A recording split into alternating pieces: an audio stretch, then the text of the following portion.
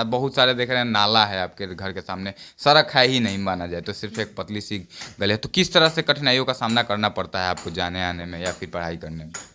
देखिए, पढ़ाई करने में हमको कठिनाई कोई भी मतलब सामना नहीं करना पड़ता है। पढ़ाई के लिए कठिनाई अगर देखेंगे तो ज़्यादा योगदान है। मेरे माँ कहती है कि तुम जितना जितना पढ़ोगे मैं उतना पढ़ाऊँगा, क्यों नहीं।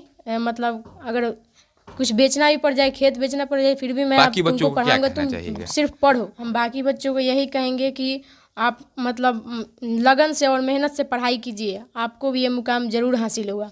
बस लगन रहना चाहिए। नमस्कार, और मेहनत प्रणाम। मैं हूं अभय कुमार और आप अब जनता बोलेगी न्यूज देख रहे हैं।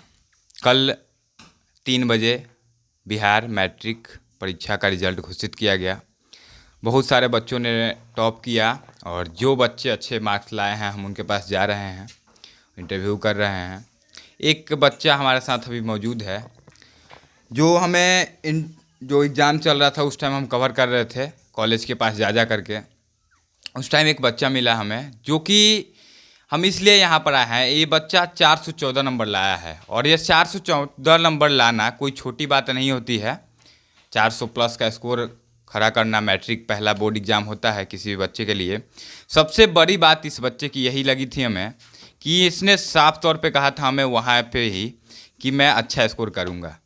और बहुत सारे वहाँ पे बच्चे थे, कुछ बच्चे बोलने से डर रहे थे वहाँ पे, लेकिन यह बच्चा खुल करके बोला और साफ तौर पर बोला कि मैं अच्छा स्कोर करूँगा और आज दिख रहा है हमें। इसका नंबर मैंने लिया था वहीं पे और मैंने जैसे रिजल्ट जारी हुआ इससे बात किया तो मुझे बहुत खुशी हुई कि 414 नंबर लाया है। अब आपको मिलवाते हैं इनसे कि आगे इन्होंने कैसे पढ़ाई की। और अब इनके घर के पास हमारे थे, आने का रास्ता भी ठीक से नहीं है। इस स्थिति से उभर करके पढ़ाई करना और इतना अच्छा स्कोर करना एक बहुत बड़ी उपलब्धि है। आपका नाम क्या है सबसे पहले बताइए? मेरा नाम रौनक कुमार है। किस स्कूल में पढ़ाई करते थे आप? हम ढोरनाथ उच्च विद्यालय यहाँ जनता बाजार पे पढ़ाई करते थे। आप आपकी एज क्या है? मेरी एज 15 मतलब 14 प्लस है। 14 प्लस 15 से कम। आप लॉकडाउन का समय चल रहा था, उस समय बहुत कठिनाइयों का सामना करना पड़ रहा था सारे स्टूडेंट को। खास करके आप जिस क्षेत्र से जा रहे हैं रास्ता भी नहीं है आपके घर पे आने का सही ढंग से। इस जगह से जा करके आप किस तरह से लॉकडाउन में पढ़ाई करते थे जिसका नतीजा आपने 414 स्कोर खड़ा किया? देखिए, सबसे पहले तो बात है कि हमारे जो कोचिंग के सर हैं उनका सबसे ज़्यादा योगदान है। कहाँ पे कोचिंग करते थे? ये नाजिरगंज निशांत सर के पास। बोलिए। तो वो हमको बहुत ज़्यादा मोटिवेट किए और इतना मोटिवेट किए कि हम लोगों को वहाँ पे मतलब सर इतना मोटिवेट किए ना कि हम लोग मजबूर हो गए पढ़ने पर। इतना मतलब वही सबसे ज़्यादा उनका योगदान है। और यहाँ घर पर भी मैं सेल्फ स्टडी करता था करीब। इसके बाद स्कूल की शिक्षा से तो कहीं ना कहीं बिहार में कुछ होता नहीं है, अगर सही बात कहा जाए तो। मैं सही बोलना पसंद करता हूँ और सच बोलना पसंद करता हूँ। तो बिहार में अगर स्कूल की शिक्षा, कोचिंग का इन्होंने तारीफ़ किया, बहुत अच्छी बात है कि एक कोचिंग संस्थान जो कि बच्चों को मेहनत करवाने के लिए इतना मोटिवेट करते हैं और पढ़ाई भी इतना अच्छा करवाते हैं जिसके वजह से बच्चे आज गांव से भी उभर करके सामने आ रहे हैं।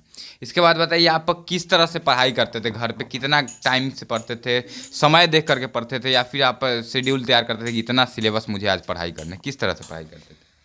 देखिए, हमारा तो रूटीन बना था। हम अभी मतलब अपने घर पे जो दीवार होता है उस पे हम रूटीन अपना बनाए थे कि इतना से इतना मतलब समय देकर हमको पढ़ना है। और सेल्फ स्टडी हम ज़्यादा करते थे और उसके बाद हमारे सर भी पढ़ाते थे। हम रूटीन बनाए थे अपना। रूटीन मतलब टाइमिंग से भी पढ़ाई करते थे और सिलेबस देख हाँ, और कर भी सिलेबस भी पढ़ाई देखते थे। रात को आप कितना बजे तक पढ़ते थे? देखिए, रात को मतलब हम 7 बजे से पढ़ने बैठते थे तो हाईएस्ट 9 या 9:30 बजे तक पढ़ते थे। अच्छा, और एक बात बताइए हमें कि आप जो लॉकडाउन का समय चल रहा था उसमें तो स्कूल कॉलेज सब कुछ बंद था, कोचिंग संस्थान भी। उस समय आप किस तरह से पढ़ाई करते थे? फ़ोन ऑनलाइन क्लासेस चल रही थी स्कूल की या फिर कोचिंग ऑनलाइन क्लासेस करा रहा था या फिर सिर्फ घर पे पढ़ाई करते थे उस समय? ये तो मैं सिर्फ सेल्फ स्टडी घर पर ही करता था। उस टाइम सब बंद था। हाँ, सब बंद था। अच्छा, आप इस रास्ते से जाते होंगे तो किस तरह का कठिनाइयों का सामना करना पड़ता है? बहुत सारे देख रहे हैं, नाला है आपके घर के सामने, सड़क है ही नहीं माना जाए तो, सिर्फ एक पतली सी गली है। तो किस तरह से कठिनाइयों का सामना करना पड़ता है आपको जाने आने में या फिर पढ़ाई करने में? देखिए, पढ़ाई करने में हमको कठिनाई कोई भी मतलब सामना नहीं करना पड़ता है। पढ़ाई के लिए कठिनाई अगर देखेंगे तो पढ़ाई नहीं हो पाएगा। इसलिए हम ये सब नहीं सोचते हैं कि मतलब ये ऐसा रास्ता है तो हम नहीं पढ़, लेकिन हम पढ़ेंगे, कोई कैसा भी रास्ता हो पढ़ लेंगे। सिचुएशन मैटर नहीं करता नहीं, है। पढ़ाई में ये सब सिचुएशन नहीं हमको। देख सकते हैं जितने भी लोग इस वीडियो को देख रहे हैं, हम चाहेंगे कि अगर बहाना करना आप लोग जानते होंगे तो आज से भूल जाइएगा कि इस बच्चे का कॉन्फिडेंस लेवल मैंने उसी दिन देख लिया था और मुझे उम्मीद था, मैंने जब नंबर लिया तो मुझे उम्मीद था कि ये लड़का अच्छा करेगा, क्योंकि कॉन्फिडेंस लेवल जो था पूरा हाई था और आपको देख भी रहे हैं। इसके बाद आप किन लोगों को श्रेय देना चाहिएगा? आपने टीचर की बात की और आपकी मेहनत तो है ही, उसमें कोई डाउट नहीं है। इसके अलावा आप किन लोगों को श्रेय देना चाहिएगा अपने स्कूल को? मेरे माता पिता में सबसे ज़्यादा योगदान है। मेरे माँ कहती है कि तुम जितना पढ़ोगे मैं उतना पढ़ाऊँगा। क्यों नहीं, मतलब अगर कुछ बेचना भी पड़ जाए, खेत बेचना पड़ जाए, फिर भी मैं अब तुमको पढ़ाऊँगा, तुम सिर्फ पढ़ो। मतलब घर के तरफ से फुला सपोर्ट आपको मिलता है कि पढ़ाई करनी है। पापा आपके क्या करते हैं? मेरे पापा कोलकाता में काम करते हैं, जूट मिल फैक्ट्री में काम करते हैं। जूट मिल फैक्ट्री में। आपको इन फ्यूचर क्या बनने का सपना है कि आप उस लक्ष्य को लेकर के अभी से सोचे हैं या नहीं? सोचे हैं। क्या बनना है बड़े होकर? हमको बैंकिंग में काम करना है, बैंक मैनेजर। बैंकिंग क्षेत्र में जाना है। बैंकिंग में जाना है तो आप इसके बाद जो इंटर में आप जाएंगे तो किस सब्जेक्ट्स को लेकर के जाएंगे? हमको लग रहा है कि बैंकिंग में जाने के लिए कॉमर्स सबसे अच्छा रहेगा। कॉमर्स लेंगे आप। कॉमर्स स्ट्रीम से। बाकी बच्चों से आप क्या बोलना चाहिएगा? क्योंकि जो भी बच्चे गांव में रहते हैं तो वो बहाना ढूंढते रहते हैं, आपको भी पता होगा, आप रहते होंगे, आपके दोस्त भी होंगे, या फिर बहुत सारे बच्चे बोलते हैं कि नहीं हमारे पास तो साइकिल नहीं है, हमारे पास ये नहीं है, हमारे पास बुक्स नहीं है। लेकिन आप एक मध्यम वर्गीय परिवार से निकल करके इतना अच्छा स्कोर किए हैं, बाकी बच्चों को क्या कहना चाहिएगा?